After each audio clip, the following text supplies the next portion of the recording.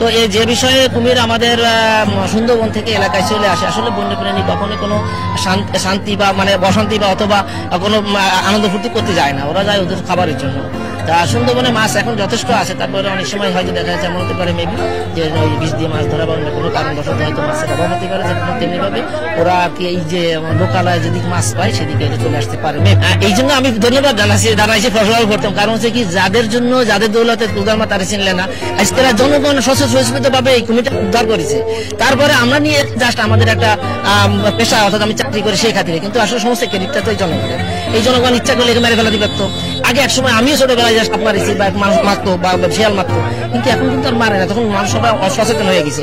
এই যে সচেতন হওয়ার পিছনে কিন্তু বড় অবদান কিন্তু বন বিভাগ সহ অন্যান্য সচেতন কর্মীদের, আপনাদের মতো মিডিয়া যারা, কারণ আপনারাই বিভিন্ন জায়গায় প্রচার করছেন, আমরা কাজগুলো করছি, যে অ্যাওয়ারনেস করছি যে আসলে বন্যপ্রাণী আমাদের প্রত্যেকের দরকার।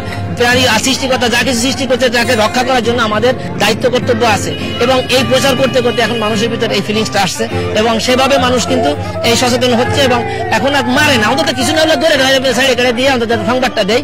আমাদের মন্ত্রী আমাকে সকাল আজ হচ্ছে 29 তারিখ, আজ 29শে মার্চ 2022 তারিখ, আমি সকাল 7টার সময় যখন আমি চা খাচ্ছিলাম তখন মন্ত্রী মহোদয় আমাকে কল দিলেন যে আজাদ তুমি এখন কোথায়? আমি বললাম আমি করমজলে। তো গৌরমবাতে একটা কুমির মানে আটক হয়েছে, তাকে রেস্কিউ করে নিয়ে আসো আর কি। তো আমি সঙ্গে সঙ্গে চলে আসছি এখানে, আপনারা দেখছেন আমি এই কুমিরটাকে এখন রেস্কিউ করলাম, আমরা সুন্দরবনে অবমুক্ত করে দেবো।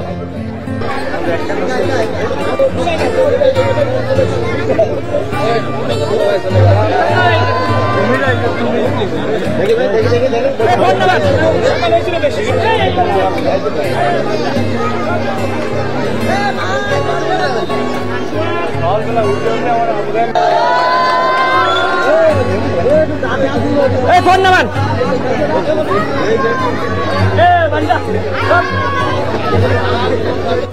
আসলে এটা হচ্ছে আমাদের এলাকা, এখন সকালবেলায় সবাই সাড়া জাগাইছে যে এখানে কুমির ধরা পড়েছে।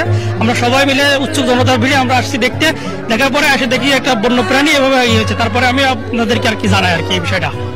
আমার স্কুলের পিছনে একটা বাড়ি থেকে এই কুমিরটা হঠাৎ দেখতে পেয়ে ধরে উদ্ধার করে আমার স্কুলের সাইডে একটা মাঠে এখানে এনে রাখে, এবং উৎসুক জনতার ভিড়, আশেপাশে সব গ্রাম থেকে পুরুষ মহিলা ছোট বড় দিয়ে হাজার হাজার পুরুষ মহিলা এখানে জড়িত হয়েছে কুমির দেখার জন্য। না, যে কুমির কখনোই দেখা হয়নি, দেখতে হলে তো সুন্দরবনে যেতে হয়, সেখানে যে হয়তো দেখা হয় আবার দেখা হয় না, তাই এখানে দেখে খুব আনন্দ লাগতেছে। তাই এখানে একটা কচুর খাল আছে, কচুর খালে পানিটা জোয়ার ভাটা আসে, সেই জোয়ার ভাটার সাথে এই কুমিরটা আসছে। আর এখানে হাঁস মুরগি অনেকগুলো খাওয়া গেছে, যেমন কালকেরা 7টা হাঁস বাড়ি যায় না, তাই হাঁস না যাওয়ার কারণে ভোর রাত্রে এই কুমিরটা দেখা গেছে, আর সাধারণ পাবলিক এগুলো আসে এটাকে ধরে নিয়ন্ত্রণ করছে।